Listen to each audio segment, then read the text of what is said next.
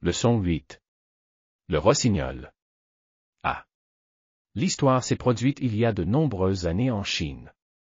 À cette époque, la Chine était un pays prospère. Des gens d'autres pays viennent visiter la Chine. Ils ont écrit des livres sur l'Empire et sur tout le pays. Mais quand ils entendirent le rossignol, ils déclarèrent tout que c'était le meilleur de tous.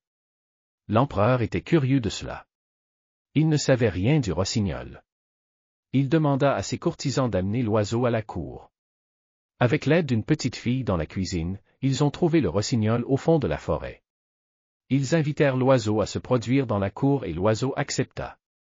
B. Le rossignol chantait devant l'empereur et tous les courtisans. Elle chantait si doucement que les larmes sortaient des yeux de tous. L'empereur voulait la récompenser, mais elle le refusa. Elle considérait les larmes comme la meilleure récompense. Le rossignol resta à la cour.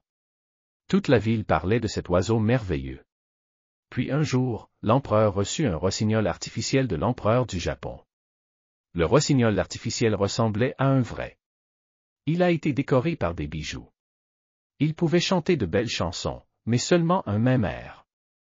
Les gens ont appris la mélodie du chant de l'oiseau artificiel. Bientôt, la mélodie se fit entendre partout dans la ville. Petit à petit, les gens ont oublié le vrai. Et elle s'envola dans la nuit. C. Un soir, cependant, l'oiseau artificiel tomba en panne et s'arrêta de chanter.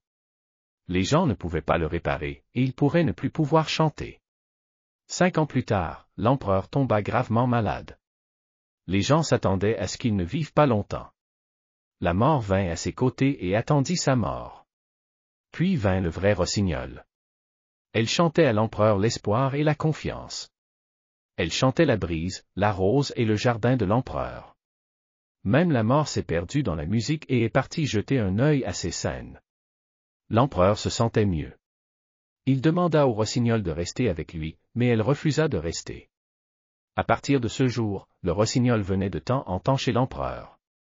Elle chantait des chansons du bien et du mal, et racontait tout dans le pays.